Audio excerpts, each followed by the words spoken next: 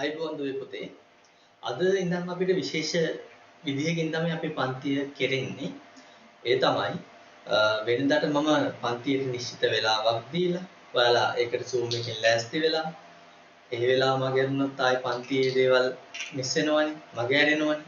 ඉතින් ඒකට ගොඩක් ලොකු පිළියමක් විදිහට මම තීරණය කරා මේ විදිහට ඔයාලා ලබන අවුරුද්දේ විභාගෙ ලියනකම් ඔයාලා O level වලට එනකම් ඔයාලගේ තියෙන මේ මුළු සිලබස් එකම වීඩියෝ මාලාවක් විදිහට සතිපතා අරගෙන එන්න. හරිද? ඒක ගොඩක් දරුවෝ මගෙන් කරපු ඉල්ලීමක්. දැන් මේක හැබැයි වෙන පන්තිවල වීඩියෝ මාලාව වගේ නෙවෙයි පුතේ. සතියට මම අදාළ කොටස ආවරණය වෙන විදිහට පන්තියට අදාළ කොටස මම උගන්වනවා. ඒ වීඩියෝ එක මම ඔයාලට ලින්ක් එක ලැබෙන්න සලස්වනවා. එතකොට යාට පන්තියට සහභාගී වෙන ඒ උනන්දුවේ මේ උද්‍යෝගයෙන්ම පන්තියේ ඒ නෝට් එක ඔයා හොඳට මම ගන්නද්දි බලාගෙන නෝට් එක ලියා ගන්න ඕන. ඊට අමතරව ඔයාලට තියෙන සෑම සියලු ප්‍රශ්නයකටම උත්තර සපයනවා මගේ WhatsApp නම්බර එකෙන් මට ප්‍රයිවට් මෙසේජ් එකක් විදිහට එවන්න. නෝට් එක ලියද්දි හෝ ගාන හදද්දි ඔයාට ප්‍රශ්න මතුවෙනවා නම් අන්න ඒ ප්‍රශ්න වලට උත්තර ලබා දෙන්න මම ලෑස්ති පිට ඉන්නවා. එතකොට මගේ නම්බර එක නැති කෙනෙකුට මේ නම්බර එකෙන් මට මැසේජ් එකක් දාලා මේ අදාළ පාඩමට අදාළව ප්‍රශ්න අහන්න පුළුවන්. එතකොට මට ඉඩ අවකාශයක් ලැබුණු හැම වෙලාවකම සමහරට මම ඒ උත්තර දෙන වෙලාව රැ වෙන්නත් පුළුවන්. රැ සමහරට 12 1 2 3 ප්‍රශ්නයක් කරගන්න එපා. මම ඔයාට උත්තරේ ලැබෙන්න සලස්වන්නම්. සමහර විට මගේ තියෙන කාර්යබහුලත්වයත් එක්ක සමහර දවස්වල ප්‍රශ්නයක් ඇහුවහම මේ වෙලාවෙන් උත්තර ලබා දෙන්නත් ඉඩ තියෙනවා. කොහොම හරි දවසක් ඇතුළත අනිවාර්යයෙන්ම මම පොරොන්දු වෙනවා ඔයාලගේ ප්‍රශ්න වලට උත්තර ලබා දෙන්න. ඉතින් මම මේ උගන්වන නෝට් එක ඔයා පොතේ පිටපත් කරගන්න. දැන් අද පටන් ගන්න පුතේ රිවිෂන් එක. දැන් ඇත්තටම මේ ගෙවිගෙන යන අවුරුද්ද 20යි 21නේ. මේ 20යි 21 ඔයා ඉන්නේ දැන් 10 වසරේ. ඔයා ඉන්නේ 20යි 21 10 වසරේ. ඒතර ඔයාගේ O level අවුරුද්ද 20යි 22නේ ලබන අවුරුද්ද. එතකොට 11 වසරේ. දැන් අපි මේ වෙද්දී ගණිතීය විද්‍යාව දෙකේම සිලබස් එක කවර් කරලායි තියෙන්නේ. මේ වෙද්දී ගණන් විද්‍යාව සිලබස් එක කවර් කරලා තියෙන්නේ. එතකොට අපි පටන් ගන්න අපේ රිවිෂන් එක පුනරීක්ෂණ පන්තිය. එතකොට ගණිතීය විද්‍යාව දෙකටම අදාළ මම කතා කරන්නේ දැන්. රිවිෂන් එක තමයි දැන් අපිට පටන් ගන්න තියෙන්නේ. රිවිෂන් පන්ති තමයි මේ විදිහට වීඩියෝ මාලාවක් විදිහට ඔයාට අරගෙන එන්නේ. ඉතින් රිවිෂන් එක යනවා මාර්තු මාසයේ වෙනකම්. ඊට පස්සේ අප්‍රේල් මාසෙ මුලින් ඉඳන් තමයි අපි අලුත් අවුරුද්දේ කියන්නේ 11 වසරේ වැඩ පටන් ගන්නෙ. ඒකට හේතුව ඔයා ගන්නවා මාර්තු වල තමයි ඔයාගේ 10 වසර 3 වෙනි වාර විභාගය තියෙන්නේ. ඒ නිසා මේ අපිට තියෙන මේ මාස 4ක් වගේ කාලය ඇතුළත මම රිවිෂන් එකක් විදිහට මුළු සිලබස් එකම ආවරණය කරනවා. අර පන්තිය වෙලාවේදී අපිට ඒ වෙලාව ඇතුළත කරගන්න කාලය මදි නිසායි එක හේතුවක් ඒක මේ අපිට ඒ වෙලාවේ ගොඩක් වෙලාවට ඔයාලට නෝට් එක ලියා ගන්න පන්තියේ වැඩ කටයුතු සාමාන්‍ය විදිහට වෙන ෆිසිකල් ක්ලාස් එකක් වගේ කරද්දී ගැටලු මතුවෙනවා කාලය විශේෂයෙන්ම කළමනාකරණය කිරීමේදී. ඒක නිසා මේ මාස 4ක 3මාරක වගේ කාලයක් ඇතුළත මම මේ සිලබස් එක සම්පූර්ණයෙන්ම ආවරණය කරලා දෙනවා ගණිතීය විද්‍යාව දෙකේම. ඒ නිසා මේ විදිහට අපි මේ වීඩියෝ මාලාවක් ඔස්සේ මේ වැඩේ කරගෙන යමු. ඔයාගේ යුතුයකම සහ වගකීම වෙන්නේ මොකද්ද? ඔයාගේ විශේෂම යුතුයකම හා වගකීම දුවේ පුතේ මේ උගන්වන නෝට් එක. ඔයා ළඟ නෝට් එකක් නැත්නම් මේ ඔයාලට මේ නෝට් එක ලියා ගන්න වෙනවා. ඒ ලියාගත්තේ නැත්නම් ඔයාලට මේ නෝට් එක නැහැ. ඒ නිසා අනිවාර්යයෙන්ම මම ඉල්ලා සිටිනවා මේක නිකන් සාමාන්‍ය මේ චිත්‍රපටියක් බලනවා වගේ බලන්න පුරුදු වෙන්න එපා මේ පන්තිය. ඔයාගේ ලියන පොතකුත් අරගෙන පාඩමට සම්බන්ධ වෙලා සක්‍රීයව පාඩමට දායක වෙන්න. හරි. අනිත් විශේෂම දේ මෙතනින් එහාට මගේ ඔන්ලයින් ක්ලාස් ඔක්කොම නොමිලේ කෙරෙන්නේ. එතකොට ඔයාලට මේ උපදෙස් ලබා දෙන්නේ අහන ප්‍රශ්නට උත්තර එයන් සෑම නොමිලේ. හරි. ඒකත් මතක් කරගෙන අපි යමු අපි 10 වසරේ පළවෙනි විද්‍යාව පාඩම ජීවයේ රසායනික පදනම. 10 වසරේ පළවෙනි විද්‍යාව පාඩම ජීවයේ රසායනික පදනම කියන පාඩමට යමු. රිවිෂන් එක කරගන්න. 10 පළවෙනි පාඩම නේද? ජීවයේ රසායනික පදනම.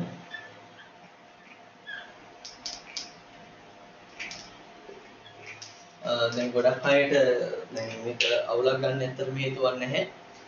ඒකට හේතුව තමයි ඔයාලට ඕන වෙලාවක දවසේ නිදහසක් ලැබුණු සෑම වෙලාවකම ඔයාලට පුළුවන් මේ පාඩම බලලා ඔළුවට දාගන්න. ඉගෙන ගන්න හැම දෙයක්ම බොහොම වගකීමෙන් උගන්වන්න. ඇත්තටම වෙන කිසිම පන්තියකට යන්න අවශ්‍ය නැහැ. මේ වීඩියෝ මාලාව හරියට බැලුවොත් ඔයා ගොඩ ගණිතය විද්‍යාව දෙකම ඔයා ලේසියෙන්ම ගොඩ යනවා. ඔයා හරියට සතිපතා මම මේ ඔයාගේ පන්තියට දාන වීඩියෝ එක හරියට බලන්න නෝට් එක ලියා ගන්න. නෝට් එක නැති දරුවෝ නෝට් එක ලියා ගන්න. ගොඩක් වෙලාවට මගේ මුලින් ඉඳන් පන්ති ආපු දරුවෝගේ මේ නෝට් එක තියෙනවා. එතකොට එයාලට පුළුවන් ඊට නැවත කෙටි සටහන් විදිහට මේක පාවිච්චි කරන්න මේ නෝට් එක. ජීවයේ රසායනික පදනම. මොකද්ද පුතේ මේ පාඩමෙන් කියවෙන්නේ? අපේ ඇඟ හැදෙන්නේ අපේ ඇඟ විතරක් නෙවෙයි සියලුම ජීවීන් හැදෙන්නේ මූලද්‍රව්‍ය සමූහයක් එකට එකතු වෙලා. එතකොට මොනවද සාමාන්‍යයෙන් ජීවීන්ගේ තියෙන මූලද්‍රව්‍ය? ජීවීන්ගේ තියෙන මූලද්‍රව්‍ය මොනවාද? ජීවීන් සෑදෙන මූලද්‍රව්‍ය මොනවද කියලා වොත් අපි මොනවද කියන්නේ? ප්‍රධාන වශයෙන් ඔක්සිජන්, කාබන්, හයිඩ්‍රජන්, නයිට්‍රජන් හා වෙනත් මූලද්‍රව්‍ය පවතිනවා. ඔක්සිජන්, කාබන්, හයිඩ්‍රජන් සහ වෙනත් මූලද්‍රව්‍ය පවතිනවා. වෙනත් කිව්වහම වෙනත් කියන කාණ්ඩයට මොනවද අයත් වෙන්නේ? වෙනත් කියන කාණ්ඩයට ගන්න පුළුවන් දරුවනේ සාමාන්‍ය magnesium, calcium, sodium, chlorine, phosphorus, sulphur මේ වගේ දේවල්. එතකොට මේ OCHN කියන පිළිවෙලට තමයි අපේ ඇඟේ මූලද්‍රව්‍ය තියෙන්නේ. වැඩිපුර ඔක්සිජන්, ඊට පස්සේ කාබන්, ඊට පස්සේ හයිඩ්‍රජන්, ඊට පස්සේ නයිට්‍රජන්. OCHN ඔකාහන කියලා මතක තියාගන්නත් පුළුවන්. මේ තමයි අපේ ඇඟේ තියෙන මූලද්‍රව්‍ය. ප්‍රධාන හතර දැවුවොත් මේ හතරයි කියන්න ඕනේ. ඉතින් මේ මූලද්‍රව්‍ය එකට එකතු වෙලා සෑදෙනවා මේ ජීවීන් සාධන මූලික අණු. අපි ඒවට කියනවා ජෛව අණු කියලා. එතකොට මේවා එකට එකතු වෙලා හැදෙන මූලික ජෛව අණු හතරක් තියෙනවා. ප්‍රධාන ජෛව අණු. පළවෙනි එක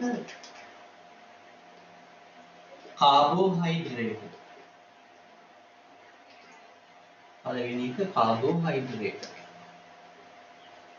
දෙවෙනි එක පුතේ ප්‍රෝටීන්.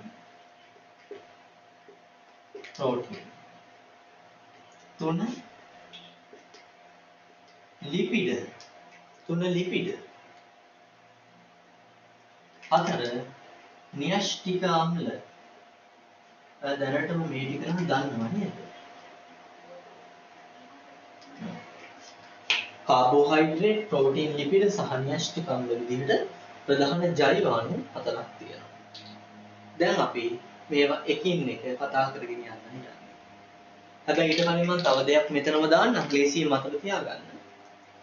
මෙන්න මේ එක් ජෛව අණු වල තියෙන මූලද්‍රව්‍ය වර්ග මොනවද කියලා අපිට ඉදිගහන පේපර් එකේ හරි ස්ට්‍රක්චර් විභවගත රචනා එකේ හරි අහනවා. කාබෝහයිඩ්‍රේට් ගත්තහම ඒකේ තියෙන්නේ CHO කාබන්, හයිඩ්‍රජන්, ඔක්සිජන් විතරයි. ප්‍රෝටීන් වල තියෙන්නේ CHO N. ඇතැම් විට සල්ෆර් CHON අනිවාර්යයෙන්ම තියෙනවා. ඇතැම් විට සල්ෆර් තියෙනවා. සල්ෆර් තියෙන්නේ පුතේ ඇතැම් විට. ඒ කියන්නේ හැම එකේම නැහැ. හැම ප්‍රෝටීන් එකේම සල්ෆර් නැහැ. නමුත් සමහර ප්‍රෝටීන් වර්ගවල සල්ෆර් තියෙනවා. ඒකයි මේකෙන් කියවෙන්නේ.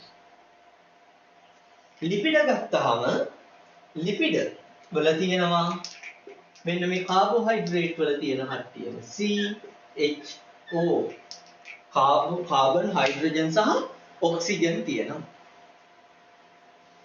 එතෙන්දී න්‍යෂ්ටික අම්ල ගත්තාම දරුවනේ න්‍යෂ්ටික අම්ල වල CHONP ඇතැම් විට කතාවක් නැහැ. ඇතැම් විට කතාවක් නැහැ. CHONP අනිවාර්යෙන් ওই පහම තියෙනවා. ඇතැම් විට කතාවක් තියෙන්නේ ප්‍රෝටීන්ට විතරයි. ඇතැම් විට සල්ෆර්. CHON අනිවාර්යෙන් තියෙනවා. මේ තමයි ජෛව අණු වල තියෙන මූලද්‍රව්‍ය වර්ග. මේක අනිවාර්ය ප්‍රශ්නයක් නේ පුතේ. මේක අනිවාර්ය විභාග ප්‍රශ්නයක්. ඒ නිසා මේක මතක තියෙන්න ඕනේ. දැන් මෙතන අනිවාර්ය විභාග ප්‍රශ්න 3ක් ඔයා ගොඩ දාලා තියෙනවා. අපේ ඇඟේ තියෙන මූලද්‍රව්‍ය මොනවද කියලා අහනවා. ජෛව අණු වර්ග 4 අහනවා සහ ඒ ජෛව අණු වල තියෙන මේ මූලද්‍රව්‍ය වර්ග මොනවද කියලා අහනවා. ලේසි මතක තියාගන්න. කාබෝහයිඩ්‍රේට් CHO ප්‍රෝටීන් CHONS ඇතැම් විට සල්ෆර් කියන කොල්ලේ තියාගන්න. CHONS ප්‍රෝටීන් වල CHONS ලිපිඩ නැවත CHO න්‍යෂ්ටික අම්ල වල CHONP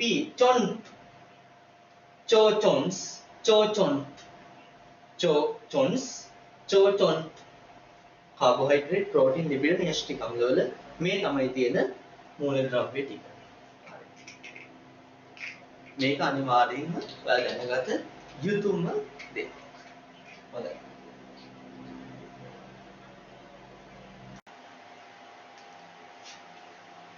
හොඳයි දරුවනේ. දැන් අපි කතා කරමු මෙතනින් අපේ ප්‍රධාන ජෛව අණුම කාබෝහයිඩ්‍රේට් ගැන.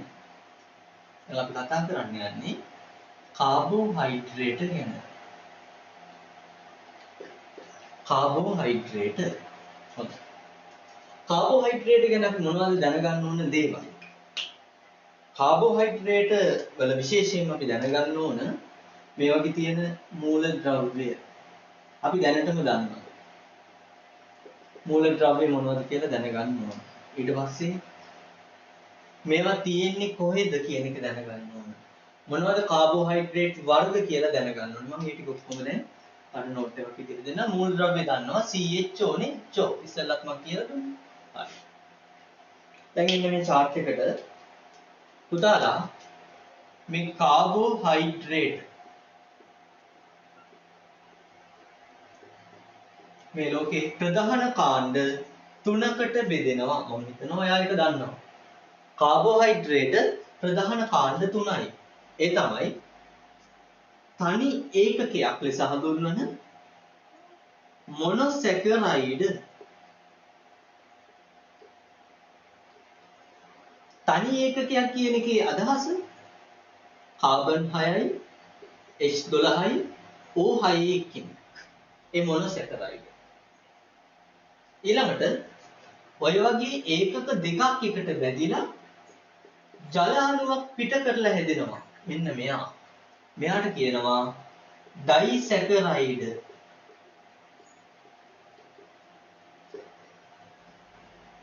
ඊළඟට මේ වගේ මොනොසැකරයිඩ් රාශියක් විශාල ප්‍රමාණයක් සාමාන්‍යයෙන් 10000කට වඩා වැඩි ප්‍රමාණයක්.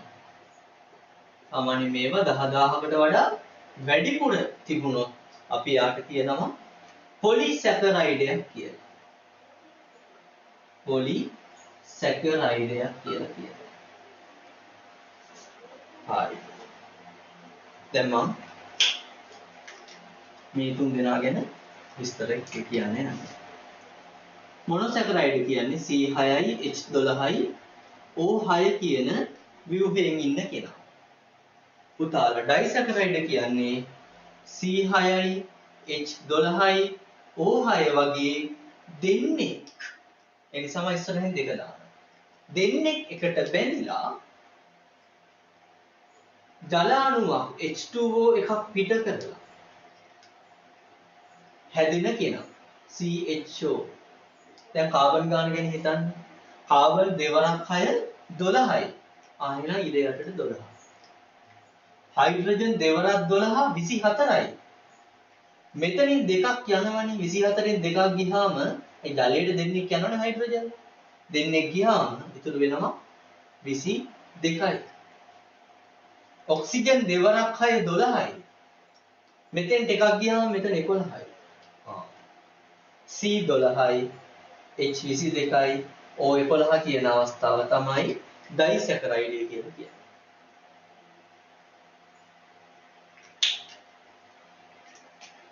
මේ වගේ අය දෙන්නේ එකතු වෙලා ජල අණුවක් පිට කරාම මෙන්න හැදෙන මෙන්න මෙයාට තමයි කියන්නේ ඩයිසැකරයිඩය කියලා.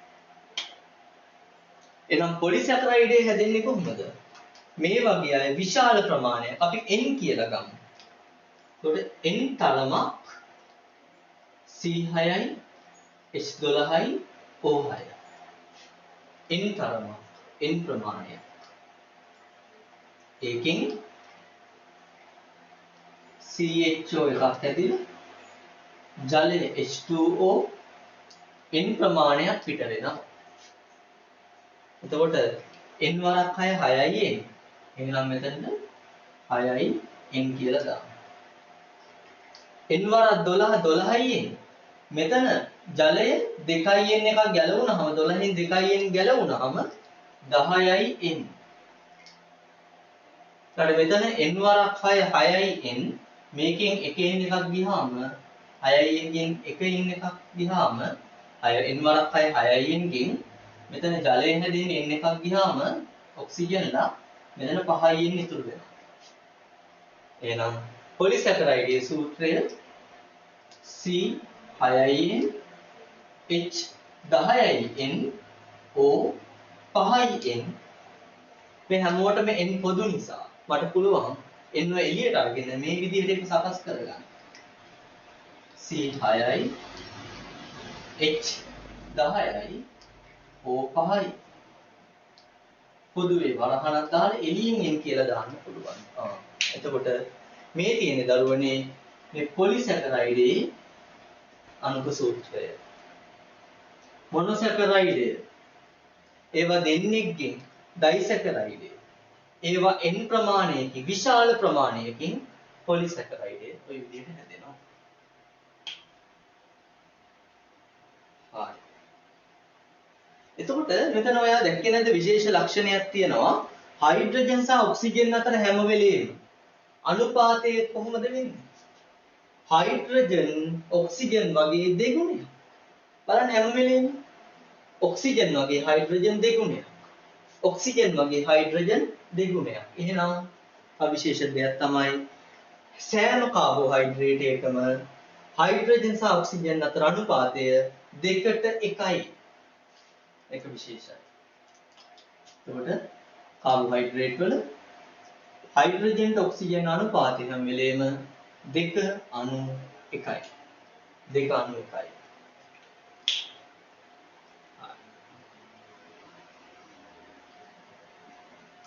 මේක පැහැදිලි ඇති නේද? මේක අනිවාර්යෙන් ඔයාගේ නෝට් එකට එන්නම ඕන. දැන් මට පහළ ඉගෙන නැහැනේ. ඒ නැති නිසාම මේ ටික මකලා ඊටු ටික දාගෙන යනවා. එතකොට ඔයා මේ නෝට් එක මේක යටින් ලියා ගන්න ඕන. හරි. ඔයාලට ඕන වීඩියෝ එක පෝස්ට් කරලා මේක ලියන්න පුළුවන්.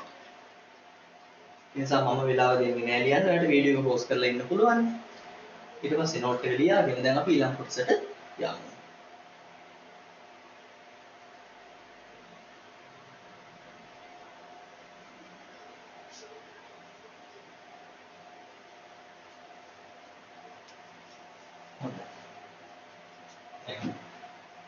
වර්ග මොනොසැකරයිඩත් වර්ග 3යි පුතේ. ඩයිසැකරයිඩත් වර්ග 3යි දරුවනේ. ඒ වගේම පොලිසැකරයිඩත් 3යි. හැමෝම 3 ගන්න තියෙනවා. මොනවද? මොනොසැකරයිඩ 3. මතක නම් මම මතක් කරගන්න. ග්ලූකෝස්. ඊළඟට ෆ්‍රුක්ටෝස්. ඊළඟට ගැලැක්ටෝස්. glucose, fructose are galactose. Disaccharide. Sucrose, maltose,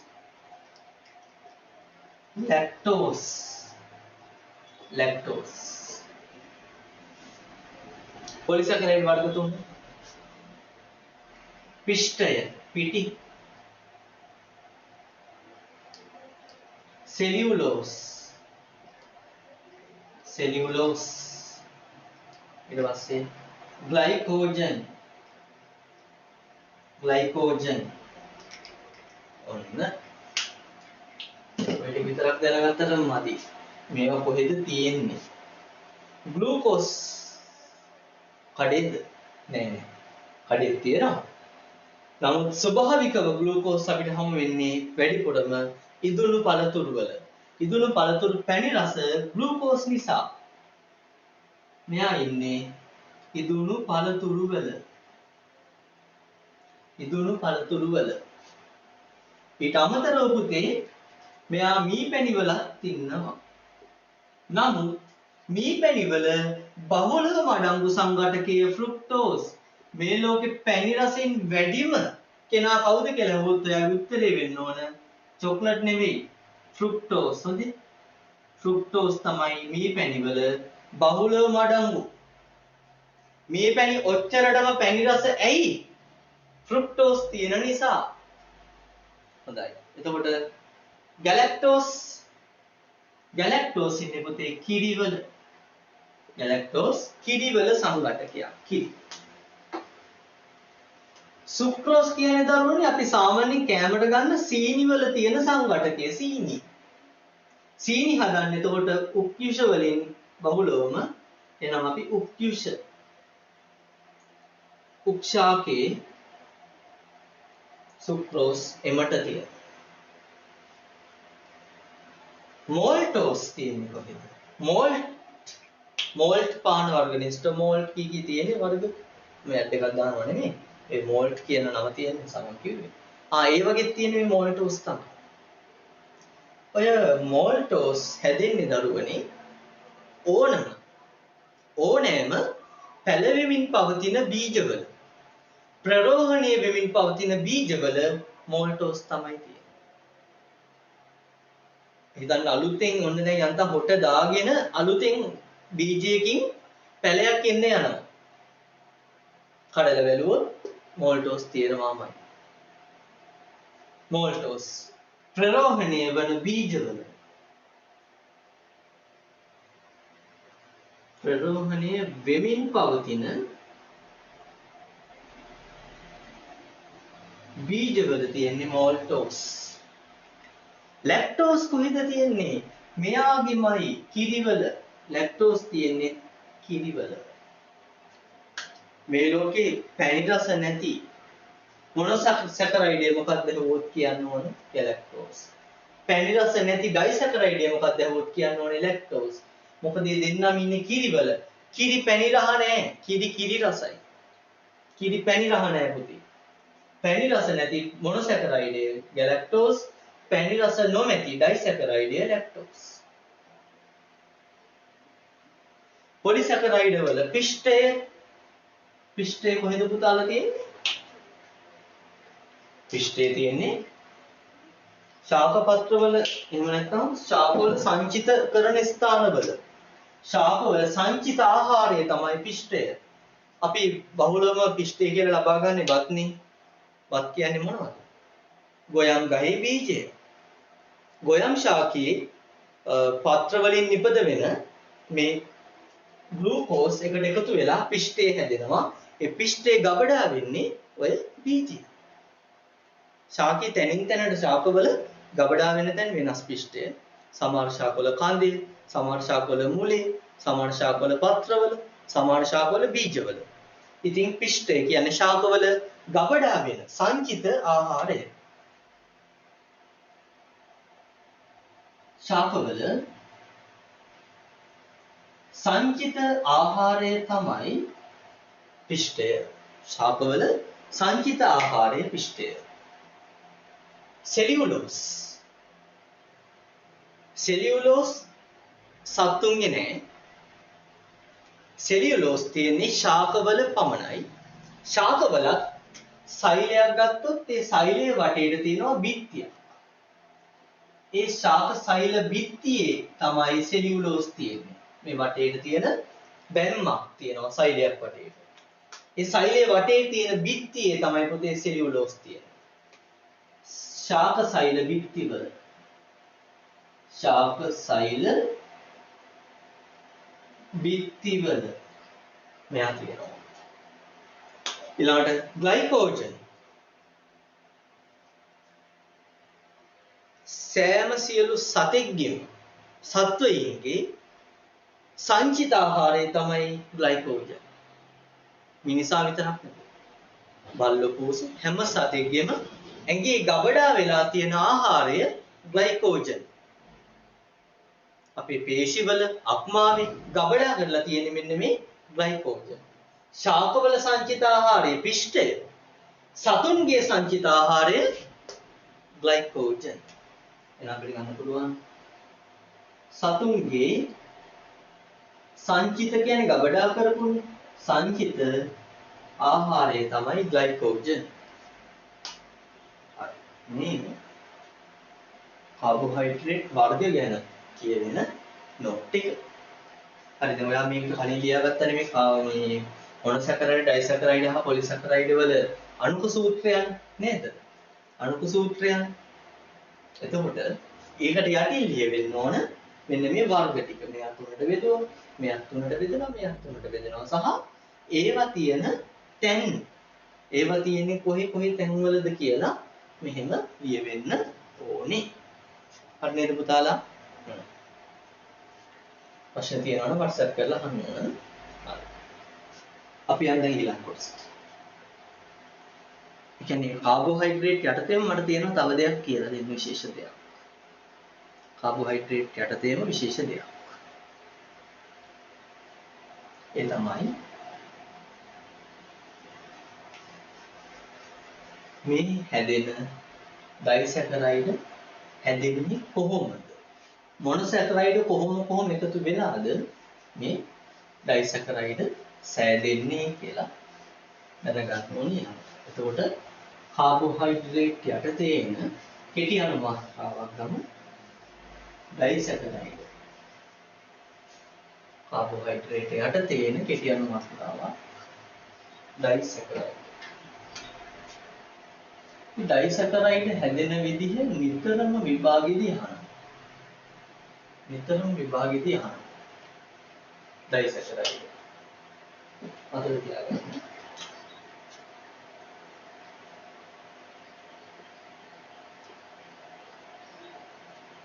glucose අණුවකට තවත් ඒ වගේම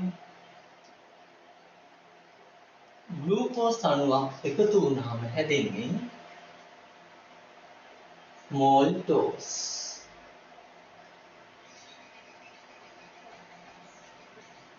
මෝල්ටෝස් හැදෙන්නේ ග්ලූකෝස් එක ග්ලූකෝස් හැබැයි එකම ජලයක් පිට වෙනවා. එහෙනම් ග්ලූකෝස් මෝල්ටෝස් හැදෙන්නේ කොහොමද? ග්ලූකෝස් දෙන්නෙක් එකට එකතු වෙලා. ඒක අනිත් පැත්තට ගන්න පුළුවන්. මෝල්ටෝස් වතුර දාලා රත් කරොත් ග්ලූකෝස් දෙන්නෙක් බවට පත් වෙනවාමයි. ඒකත් වෙනවා. මේ පැත්තට හිතා ගන්න, මෙහෙටත් හිතා ගන්න පුළුවන්. ග්ලූකෝස්ලා දෙන්නෙක් එකට එකතු වුණොත් මේ මොනොසැකරයිඩ් දෙකකට එකතු වුණොත් හැදෙන්නේ මෝල්ටෝස් සමග ජලය. මෝල්ටෝස් වලට වතුර දාලා රත් කළොත් මේ ත්‍රිකෝණ ලකුණින් කියවෙන්නේ රත් කිරීම. රත් කළොත් ග්ලූකෝස්ලා දෙන්නෙක්ම හැදෙනවා. හරි. ඊළඟ පුතා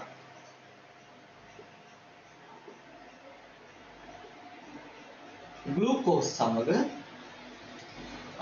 फ्रुक्टोज ග්ලූකෝස් එක ෆ්‍රුක්ටෝස් එකතු වුණොත් හැදෙනවා සුක්‍රෝස්. දාන ජලය. අනිත් පැත්ත. සුක්‍රෝස් චීනි වලට වතුර දාලා රත් කරොත් ග්ලූකෝස් දාන ෆ්‍රුක්ටෝස් හැදෙනවා. 3. බලන්න එතකොට ප්‍රධානම එක්කෙනා ග්ලූකෝස්. මේ හැම කෙනෙක්ම හැදෙන්න ග්ලූකෝස් ඕනේ. මේකට ග්ලූකෝස් ළම දෙන්නේ, මේකට ග්ලූකෝස් එක ෆ්‍රුක්ටෝස්. මෙතෙන්දී ග්ලූකෝස් සමග ගැලැක්ටෝස්. ග්ලූකෝස් සමග ගැලැක්ටෝස් එකට එකතු වුණොත් හැදෙන්නේ ලැක්ටෝස්. සමග ජලය. ආපස්සට එද්දී ලැක්ටෝස් ජලයත් එක්ක දාලා රත් කරොත් ග්ලූකෝසුයි ගැලැක්ටෝසුයි වෙන් කරගන්න පුළුවන්. මෙන්න මෙහෙමයි පුතේ ඩයිසැකරයිඩ් හැදෙන්නේ. ප්‍රධාන වශයෙන් ග්ලූකෝස් එක ග්ලූකෝස්ම මොනෝටෝස්. ග්ලූකෝස් එක ෆ්‍රුක්ටෝස්, සුක්‍රෝස් සමග ජලය. ග්ලූකෝස් එක ගැලැක්ටෝස්, ලැක්ටෝස් සමග ජලය. ආපස්සට එන්න පුළුවන් කියන එකත් මතක තියා ගන්න. මේ ඩයිසැකරයිඩ් වල කතාව. මෙතනින් ඇත්තටම කාබෝහයිඩ්‍රේට් ඉවරයි. මේ ටික මතක තියාගන්න තව දෙයක් තියෙනවා. ඒ තමයි කාබෝහයිඩ්‍රේට් වල කෘත්‍යයන් දැනගන්න ඕන. ඇයි අපේ යකට කාබෝහයිඩ්‍රේට්? අපි ඊට පස්සේ බලමු. ඊට පස්සේ බලමු කාබෝහයිඩ්‍රේට් වල කෘත්‍යයන්.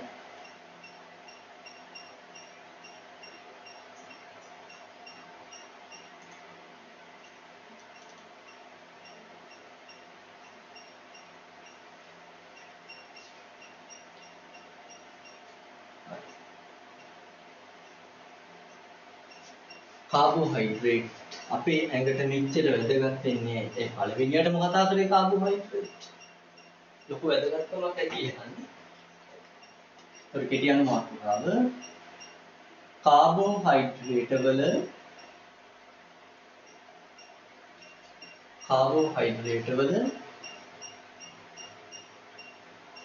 වැදගත්කම. ප්‍රධාන වැදගත්කම් 4යි. එකෙන් පළවෙනි එක මට මේ කතා කරන්න උගන්වන්න අතපය හොලවන්න ඔයාට ඉගෙන ගන්න කල්පනා කරන්න මතක ශක්තියට හැම දෙයකම ශක්තිය ඕනනේ. අන්න ඒ ශක්තිය ලබාගෙන අපේ ඇඟේ තියෙන ප්‍රධානම ශක්ති ප්‍රභවය තමයි කාබෝහයිඩ්‍රේට්. ප්‍රධානම ශක්ති ප්‍රභවය. එහෙනම් පළවෙනි එක ශක්ති ප්‍රභවයක් ලෙස වැදගත් වෙනවා.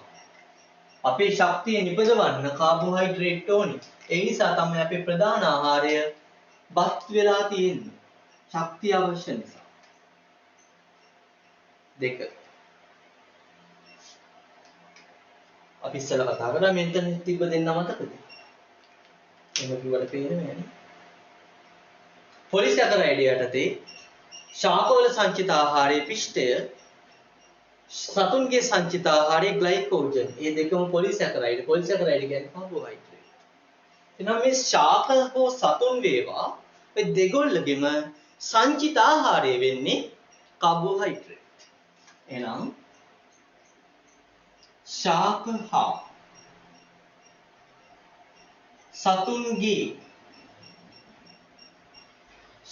සතුන්ගේ කියනවට පොදුවේ කියන්න පුළුවන් නේද ජීවීන්ගේ කියලා. සියලුම ජීවීන්ගේ. එහෙම කියන්නත් පුළුවන්. මොකක්ද? සංචිත ආහාරය තමයි පුතේ කාබෝහයිඩ්‍රේට්. ශාක සතුන් දෙගොල්ලගේම නැත්නම් පොදුවේ සියලුම ජීවීන්ගේ සංචිත ආහාරය තමයි කාබෝහයිඩ්‍රේට්. ශාකවල නම් පිෂ්ඨය, සතුන්ගේ නම් ග්ලයිකෝජන්. ඊළඟ මතකද දෙවෙනියට තිබුණු එක්කෙනා සෙලියුලෝස්. එයා තිබ්බේ කොහෙද? සෛල බිත්තිවල. සෛල බිත්තිවල සංඝටකයක් ලෙස කාබෝහයිඩ්‍රේට් වැදගත් වෙනවා. සෛල බිත්තිය ඉච්චරටම වැදගත් ඇයි? ඔයා වාඩි වෙලා ඉන්න ලී පුටුව තනිකර සෛල බිත්ති ගොඩක්. සියලුම දැවමය ද්‍රව්‍ය සෛල බිත්ති. ශාකවල තියෙන සෛල බිත්ති. ශාකයක් ශක්තිමත් වෙන්නේ සෛල බිත්තිය නිසා. සෛලයක් ගානේ බිත්ති තියෙනවා. ඒ බිත්ති වලින් තමයි ওই දැව හැදෙන්නේ. එතකොට සෛල බිත්ති ඊටම වැදගත් දෙයක් ජීවිතේ. එහෙනම් සතුන්ට සෛල බිත්ති නැහැ.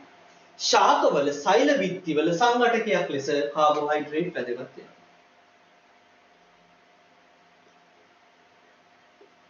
ශාක සෛල බිත්තියේ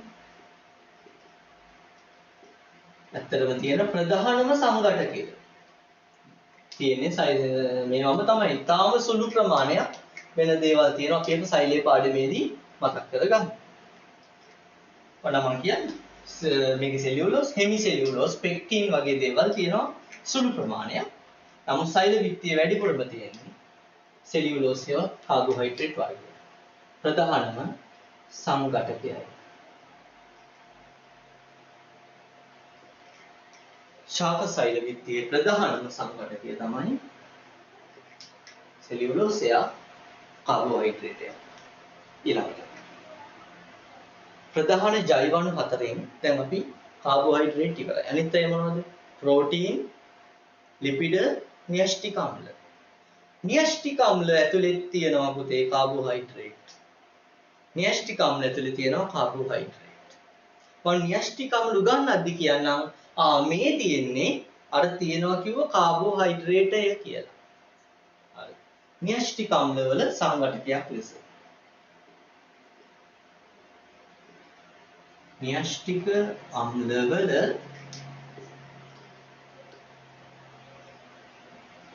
සංඝටකයක් ලෙස මෙයා අඩංගු වෙනවා. කාබෝහයිඩ්‍රේට්. මේවා දැනගන්න ඕන විභාගයට අත්‍යවශ්‍ය කාබෝහයිඩ්‍රේට් වල වැදගත්කම් හතර.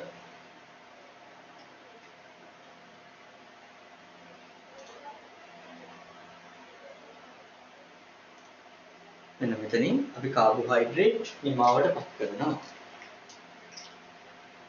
මේ කාබෝහයිඩ්‍රේට් අවසන්. ඊට පස්සේ අපිට කතා කරන්න තියෙන්නේ ප්‍රෝටීන් ගැන.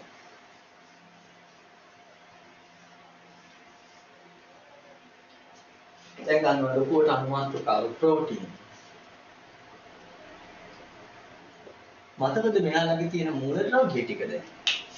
මූලික වශයෙන් දැනගන්න ඕන මෙයාගේ මූලද්‍රව්‍ය.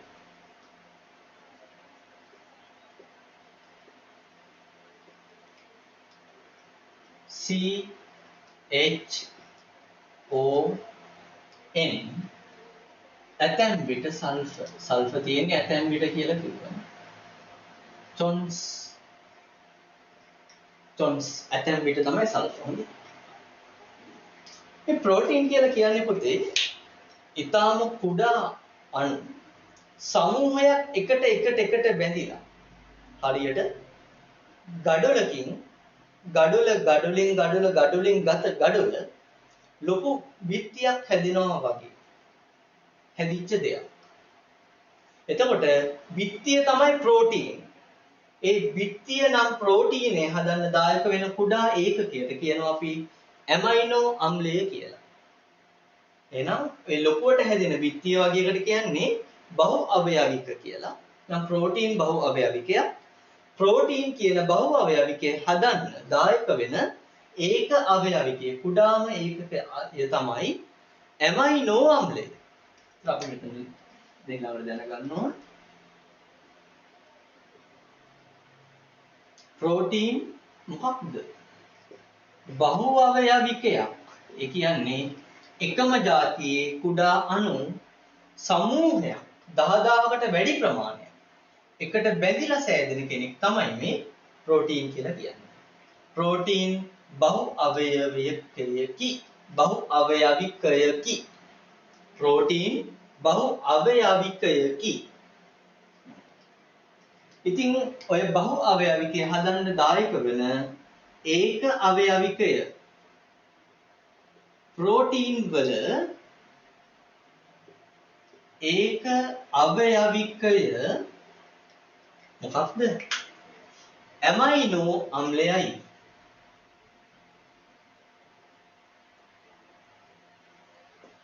ඇමයිනෝ අම්ලයයි.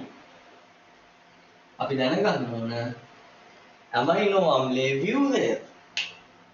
බලමු කොහොමද කියන්නේ කියලා. ඇමයිනෝ අම්ලයක්. මැද තියෙනවා පුතේ කාබන් කියලා. ඒ කාබන් වටේට හතරක් බැඳින්න පුළුවන් දේවල්. එක පැත්තක නිකම්ම හයිඩ්‍රජන් කෙනෙක්. අනිත් පැත්තේ ආර් කාණ්ඩය කියන කෑල්ල. මොකද්ද මේ ආර් කාණ්ඩය? ආර් කාණ්ඩය කියන්නේ පුතේ කාබන් 10ක්. ඒ කියන්නේ කාබන් මෙහෙම බැඳෙන කාබන් චේන් එකක්.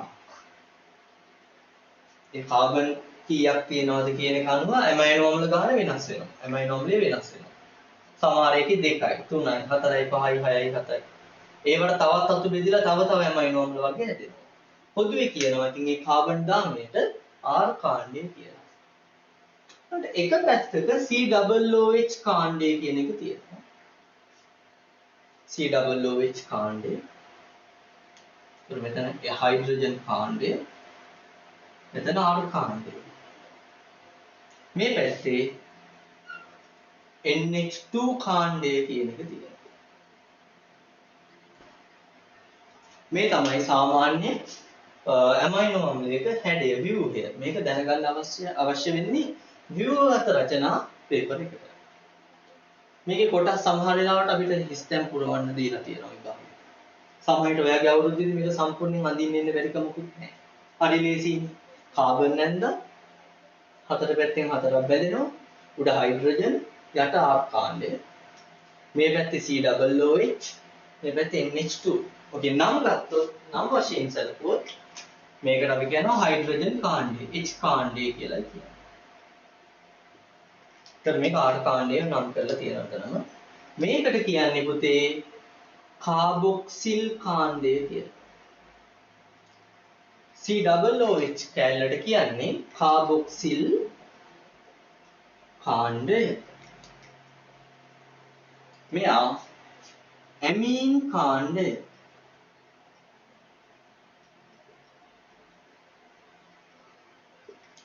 අමීන් නෙමෙයි ඇමීන්.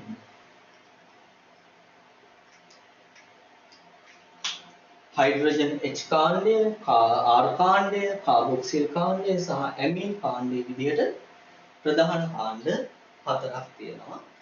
ඇමයිනෝ අම්ලයක් තමයි මේ. මේ වගේ අය විශාල ප්‍රමාණයක් මෙහෙම එක පෙළට බැඳිලා තමයි ප්‍රෝටීන් හැදෙන්නේ.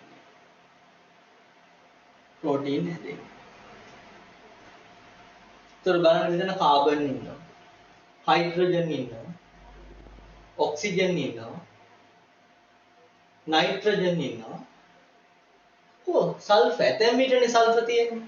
කොතෙන්ද දෙන ඇතැම් විට එන්නේ? මේ තුන් දෙනා නියතයි. මේ තුන් දෙනා වෙනස් වෙන්නේ නැහැ. R කාණ්ඩයට තමයි මේ කාබන් එක කොහෙට හරි සල්ෆර් කෙනෙකුත් කාබන් එක කොහෙට හරි මේ විදිහට සල්ෆර් කෙනෙකුත් බැඳිලා තියෙන්න පුළුවන්. ওই විදිහට ඇතැම් විට සල්ෆර් කෙනෙක් ওই විදිහට බැඳිලා තිබුණොත් තමයි ඒ සල්ෆර් තියෙන ඇමයිනෝ අම්ල මගින් සල්ෆර් සහිත ප්‍රෝටීන් හැදෙන්නේ. මේ තේරෙන්නේ නැති නේද පුතාලා? හරි. මේ තමයි එතකොට ප්‍රෝටීන් වල මූලික තියරිය. මේක ඔයාගේ නෝට් එකෙන් අවශ්‍යයි. ඊට පස්සේ අපි බලමු මේ ප්‍රෝටීන් ඇයි මෙච්චරටම අපිට වැදගත් වෙන්නේ කියලා. ප්‍රෝටීන් වල කෘත්‍යයන් බලමු. ප්‍රෝටීන් වල වැදගත්කම. දැන් මේක පෝස් කරලා නෝට් එක ලියාගෙන ප්‍රෝටීන් වල කෘත්‍යයන් වලට එන්න.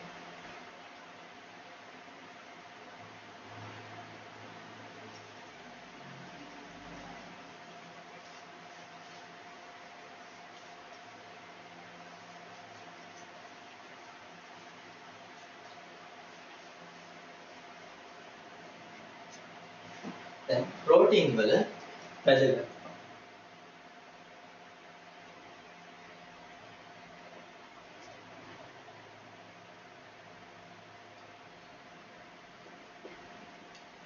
ප්‍රෝටීන් වල වැදගත්කම. පළවෙනි අරටි පළවෙනි එකමයි. මොකද්ද? කාබෝහයිඩ්‍රේට් වලට පස්සේ අපේ ඇඟේ ශක්තිය නිපදවන ශක්ති ප්‍රභවය තමයි ප්‍රෝටීන්. කාබෝහයිඩ්‍රේට් වලට පස්සේ දෙවෙනියට අපේ ඇඟට ශක්තිය නිපදවන්න දායක වෙන කෙනා ප්‍රෝටීන්. ඒ නිසා ප්‍රෝටීන් වල වැදගත්කම යට දෙලියන්න පුළුවන් ශක්ති ප්‍රභවයක් ලෙස කියලා මේකට. ශක්ති ප්‍රභවයක් ලෙස ඒ වගේ. අපේ නියපොතු ගැන හිතන්න. ප්‍රෝටීන්. කිස්ගස් ප්‍රෝටීන්. හමෙත් කෙරටින් කියන ප්‍රෝටීන්. ප්‍රෝටීන් කියන්නේ අපේ ඇඟේ ව්‍යුහය හදන්න, හැඩය හදන්න දායක වෙන එක්තරා ද්‍රව්‍යයක්. නියපොතු වලින්, කෙස්ගස් වලින්, හමෙන් අපේ ඇඟේ හැඩය තීරණය වෙනවා. ඒ නිසා ව්‍යුහාත්මක සංඝටකයක් විදිහට ප්‍රෝටීන් වැදගත් වෙනවා. මොකද සෛලවල වටේ තියෙන සෛල විත්තියට ඇතුලෙන් තියෙන ප්ලාස්ම පටලය කියන එකේ තියෙන්නේ ප්‍රෝටීන් තමයි. ඒකේ ප්‍රෝටීන් තියෙනවා. ඒ නිසා පොදුවේ කියමු ව්‍යුහාත්මක සංඝටකයක් ලෙස. ව්‍යුහාත්මක කියන්නේ හැඩය සෑදීමට දායක වෙන. ව්‍යුහාත්මක සංඝටකයක් ලෙස ප්‍රෝටීන් වැදගත් වෙනවා. ඊළඟට අපේ ඇඟේ ඔය අහලා හෝමෝන් තියෙනවා නේද? හෝමෝන් වලින් 98%ක්ම ප්‍රෝටීන් වලින් හැදෙන හෝමෝන්. හෝමෝන් සෑදීමට දායක වෙනවා.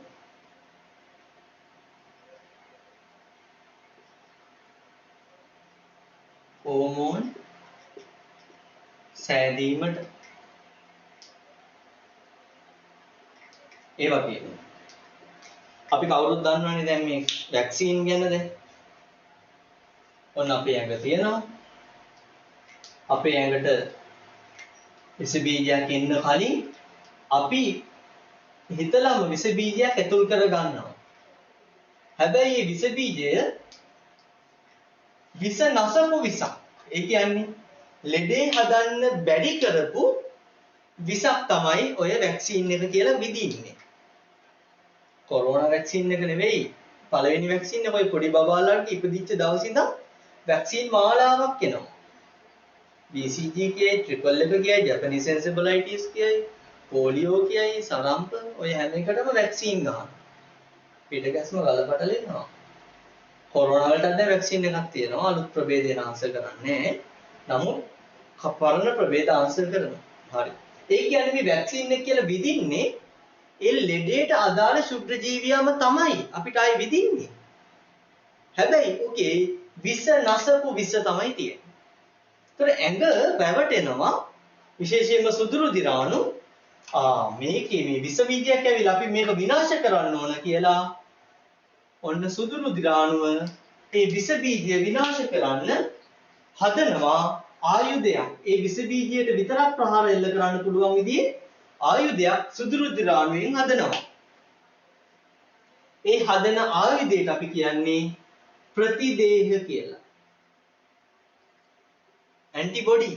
ඇන්ටිබොඩිස් කියන්නේ ප්‍රතිදේහ. ඒ ප්‍රතිදේහයෙන් මේ විස බීජය විනාශ කරලා දානවා ගහලා. හරි. දැන් මේ විදපු එක දැන් නැති වෙලා ඒක වෙනුවට දැන් ප්‍රතිදේහ ඇදිලා. දැන් විදල ඉවරයි. ඊට පස්සේ ඇඟේ අන්න ඒ දවස්වල තමයි වැක්සින් එක ගැව්වම උණ හැදෙන්නේ. ප්‍රතිදේහ මේකත් එක්ක සටන් කරන කාලෙදී. දැන් සටන් කරලා යා විනාශ කරා. දැන් ඔන්න ප්‍රතිදේහ තියෙනවා. දැන් උණත් බැහැලා දැන් තියෙනවා. දැන් ඔන්න ටික දවසක් යද්දී තව කාලයක් යද්දී ඔන්න ඇත්තටම අර භයානක ලෙඩ හදන හැකියාව තියෙන විස බීජය ඇඟට එනවා. කොහොම හරි. මාස්ක් එක දාන්න නැතුව හරි ඉඳලා මොකක් හරි විදිහකින් ඔන්න දැන් ඇඟේ ලේවලට ඔන්න දැන් විස බීජය ඇවිල්ලා. දැන් කලින් හදපු ආයුධ නැති වෙන්නේ නැහැ. ඒ ආයුධේ හේවත් ඔය ප්‍රතිදේහෙන් මෙයාට ගහනවා. ගහලා මෙයා විනාශ කරලා දානවා. ඒ ගැහුවා කියලා මේ ප්‍රතිදේහය නැති වෙන්නේ නැහැ, විනාශ වෙන්නේ නැහැ. එන්න විස බීජ එන්න හදපු ප්‍රතිදේහ තියෙනවනේ. ඒ වගේ මේවට ප්‍රහාර එල්ල කරලා ඉවත් කරලා අපේ ඇඟ නිරෝගීව තියෙනවා. මේ ප්‍රතිදේහ කියන්නේ මේ සුදු රුධිරාණු වලින් හැදෙන ප්‍රතිදේහ කියන්නේ පුතේ ප්‍රෝටීන්. එහෙනම් ප්‍රතිදේහ ලෙස ප්‍රෝටීන් තමයි තියෙන්නේ.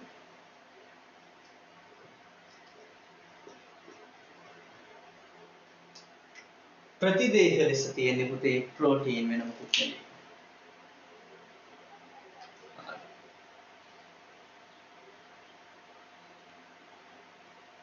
මේ තමයි ප්‍රෝටීන් වල වැදගත්කම. නෝට් එක දාගන්න. පෝස් කරලා නෝට් එක දාගන්න.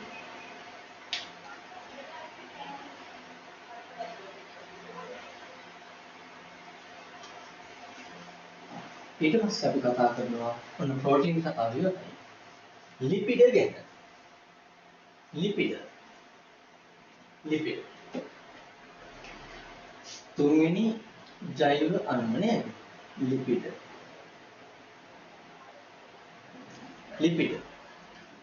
මතරද මොන ද්‍රව්‍ය? කාබෝහයිඩ්‍රේට් වගේමයි CHO විතරයි තියෙන්නේ.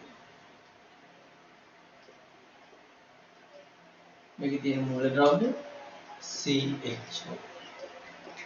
හොඳට මතක තියාගන්න මේ ලිපිඩ කියන්නේ අර කලින් කතා කරපු දෙන්නා වගේ බහු අවයවික නෙවෙයි.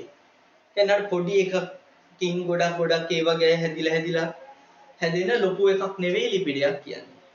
ලිපිඩ කියන්නේ දේවල් දෙකක් එකට ප්‍රතික්‍රියා වෙලා හැදෙන අලුත් දෙයක්. ඒ නිසා මේවා ඔය දැනගන්න ඕන බහු අවයවික නොවේ.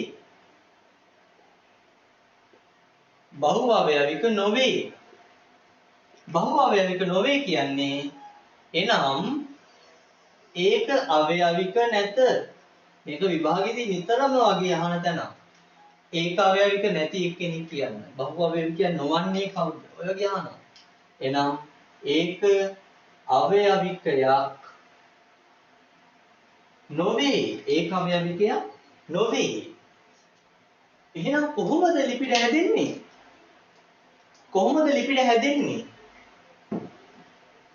ලිපිඩ හැදෙන්නේ පුතේ ග්ලිසරෝල් කියලා જાතියක් තියෙනවා. ඉටි වගේ જાතියක්.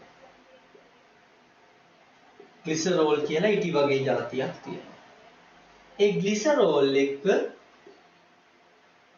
මේද අම්ල කියලා තව જાතියක් තියෙනවා.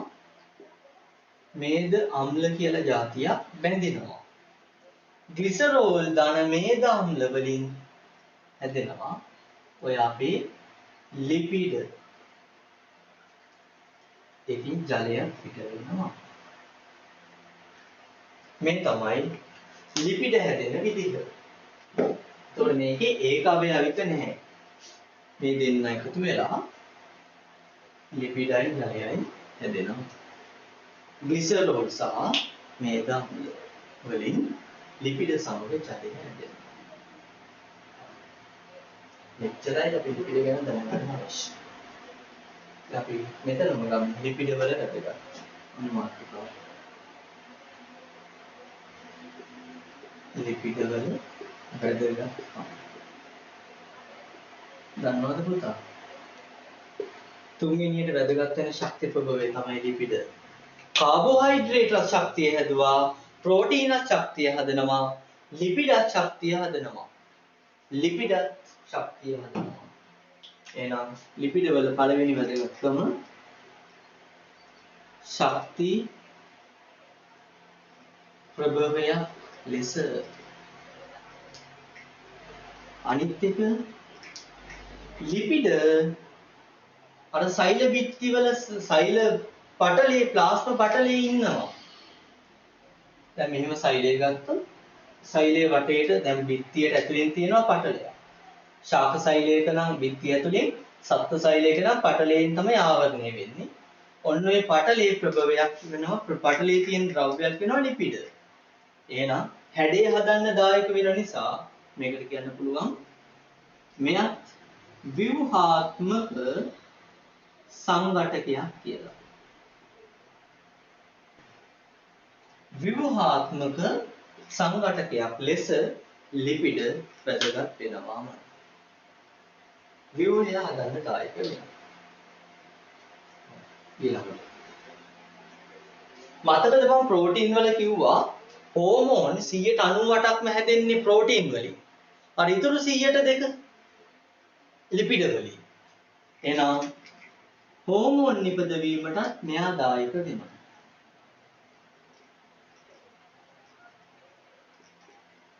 හෝමෝන් නිපදවීමට දායක වෙනවා. හෝමෝන් හදන්න අවශ්‍ය වෙනවා. ඒ වගේ හිමේ හෝ සීතල පැතිවල ඉන්න සත්තු කවුද? හිම වලසා. ඊට පස්සේ ඔය මුහුදු සිංහයෝ සීල් කියලා මත්ස්‍යයක් ඉන්නේ. සීල් කියන මත්ස්‍යයා. ඒ වගේ ඔය හිමේ ඉන්න සත්තුන්ගේ විශේෂත්වයක් තියෙනවා. මොකද්ද? එයාලගේ ඇඟට වඩා ලොකු තෙල් තට්ටුවක් ඇඟ වටේට තියෙනවා. ලොකු මේද ස්තරයක් තියෙනවා ඇඟ වටේට. එතකොට එළියේ තියෙන රස්නේ ඇඟ ඇතුළට එළියේ තියෙන සීතල ඇඟ ඇතුළට ලැබෙන්නේ දැනෙන්නේ නැහැ. ඇයි මේ තෙල් තට්ටුවෙන් තාපය ගලන්නේ නැති නිසා. ඒ නිසා මෙයා හොඳ තාප පරිවාරකයක් ලෙස ක්‍රියාත්මක වෙනවා. ඇඟ ඇතුලේ රස්නේ එළියට යන්නේත් නැහැ. එළියේ තියෙන සීතල ඇඟ ඇතුළට දැනෙන්නේ නැහැ. මොකක් නිසාද? මේ වටේ තියෙන ඇඟ වටේ හැමට යටින් තියෙන ඝනකම් මේද ස්තරය නිසා. එහෙනම් අපිට කියන්න පුළුවන් අපේ ඇඟේ තාප ප්‍රභවයක් ලෙස තාප ප්‍රභවයක් නෙමෙයි තාප පරිවාරකයක් ලෙස යන්න දෙන්නේ නැහැනේ තාපේ. ඒ නිසා තාප පරිවාරකයක් ලෙස වැදගත් වෙනවා. ඒ නිසා තමයි කටවහරට කියන්නේ මහත කට්ටියට සීතල දැනෙනවා අඩුයි කෙට්ටු කට්ටියට සීතල දැනෙනවා කියලා. ඇයි? මේ මහතෙක් කෙනෙක් නම් මේ කෙට්ටුවෙක් කෙනෙක් නම් කෙට්ටු මහත කියන එක තීරණය වෙන්නේ මොකෙන්ද? අර වටේට තියෙන තෙල් තට්ටුවෙන් විතරයි. මහත කෙනෙක් වුණා තෙල් ටික හූරලා අයින් කරොත් එයාගේ ඇට සැකිල්ලයි කෙට්ටු එක්කෙනාගේ ඇට සැකිල්ලයි එක සයිස් සාමාන්‍යයෙන්. ලොකු අය ඇට සැකිල්ලෙන් අස්ථිපංජරයෙන් විශාල වෙන්නේ නැහැ. විශාල වෙන්නේ එයාගේ ඇඟ වටේට තියෙන තෙල් තට්ටුවෙන්. ඉතින් මහත කෙනෙක්ගේ තෙල් තට්ටුව වැඩි, කෙට්ටු කෙනෙක්ගේ තෙල් තට්ටුව අඩුයි. මේ තෙල් තට්ටුව අඩු නිසා තාපය හුවමාරු වෙන්න පුළුවන්. එළියේ සීතලයි නම් ඇතුලේ ඇඟ ඇතුලේ රස්නේ නම් ඇඟ ඇතුලේ රස්නේ එළියට ගිහිල්ලා ඇඟ සීතල වෙනවා. ඉතින් මහත කෙනෙක්ගේ තෙල් තට්ටුව තියෙන නිසා ඒක විද්‍යාත්මකයි. එතකොට එළියට යන තාප හානිය වළකිනවා තෙල් තට්ටුව ඝනකම් නිසා. ඒ නිසා තාප පරිවාරකයක් ලෙස භාවිතා වෙනවා. ඒ වගේම මෙයා වැදගත් වෙනවා දේහේ ජල සංරක්ෂණයට. දේහේ ජල සංරක්ෂණයට. දේහේ ජල සංරක්ෂණයට. ඒ කියන්නේ අපේ ඇඟේ ජලය තියෙන්න ඕන ප්‍රමාණයක් තියෙනවා. අපි අවුව වෙලාවක දවල් 2ට විතර 1ට 2ට විතර ඉස්කෝලේ යන වෙලාවට එළියට වෙලා හිටියොත් අපේ ඇඟෙන් ජලය වාෂ්ප වෙලා එළියට යනවා. හැබැයි අපේ ඇඟ වටේට ඝනකම් තෙල් තට්ටුවක් තිබුණොත් ජලය එළියට වාෂ්ප වෙන ප්‍රමාණය අඩු වෙනවා. තෙල් තට්ටුව අඩුයි නම් ඒත් ඉස්සලා වගේමයි ජලය වැඩිපුර වාෂ්ප වෙනවා. කොහොම හරි ওই තෙල් තට්ටුව නිසා මාත හෝ කෙට්ටු ඕන කෙනෙකුට පොඩි හරි පුතේ තෙල් තට්ටුවක් තියෙනවමයි. හැමට යටින් තෙල් තට්ටුවක් ඕන කෙනෙක්ගේ තියෙනවමයි. ඒක නැත්තම් යාට ජීවත් වෙන්න බෑ. ඉතින් ওই තෙල් තට්ටුව නිසා අපි අවුවේ ගියපු වෙලාවක අපේ ඇඟෙන් පිට වෙන ජල ප්‍රමාණය අඩු වෙනවා. පිට වෙන ජල ප්‍රමාණය අඩු වෙලා ඇඟ ඇතුලේ ජලය ආරක්ෂා කරනවා මේ තෙල් තට්ටුවෙන්. ඒ නිසා දේහයේ ජලය සංරක්ෂණයට මේ ලිපිඩ ඉතාම වැදගත් වෙනවා. හොඳයි පුතේ. එතකොට අපි අද ලිපිඩ වෙනකන් සාකච්ඡා කරා අපේ රිවිෂන් එකේ මේ විදිහට අපි සතිපදා මේ විදිහට රිවිෂන් එකක් යනවා. දැන් රිවිෂන් එක තමයි ඔයගේ පන්තිය. මේ දෙන නෝට් එක අනිවාර්යෙන්ම සටහන් කරගන්න. ඒක ඉතාම වැදගත්. වෙන කිසිම පන්තියකට සහභාගී වෙන්න අවශ්‍ය නැහැ. මම වගකීමෙන් කියනවා ඔයාට මගේ පන්තියට මේ විදිහට ඔන්ලයින් ඔස්සේ සම්බන්ධ වෙන්න. ඔයාට අනිවාර්යෙන් මේක ගන්න පුළුවන්. හොඳයි. අපි ඒතකොට ඊළඟ දවසේ මෙතනින් එහාට ටික සාකච්ඡා කරමු සහ ගණිතයේ පන්තියේ මම ඒ අදාළ දවසේදී ඔයාගේ මේ විදිහට පාඩම හෝ දෙකක් සාකච්ඡා කරලා වීඩියෝ එක දාන්න. ඔයා ඒක ආසාවෙන් වැඩේ ඔයා කම්ප්ලීට් කරගන්න. හරියනම්. ඔයාගේ ගුණ දෝෂ මොනවද මේ අලුත් ක්‍රමයේ ගැන ඔයාලගේ තියෙන යෝජනා චෝදනා අදහස් තියෙනවා නම් ඒවත් මම ආදරෙන් බාර ගන්නවා. දේවල් කියන්න. සහ ඕන ප්‍රශ්නයක් මේ නම්බර එකට WhatsApp message එකක් දාන්න. දවසක් ඇතුළත අනිවාර්යෙන්ම මම උත්තර දෙනවා. හරි පුතාලා. එහෙනම් අයිබෝවන් හැමෝටම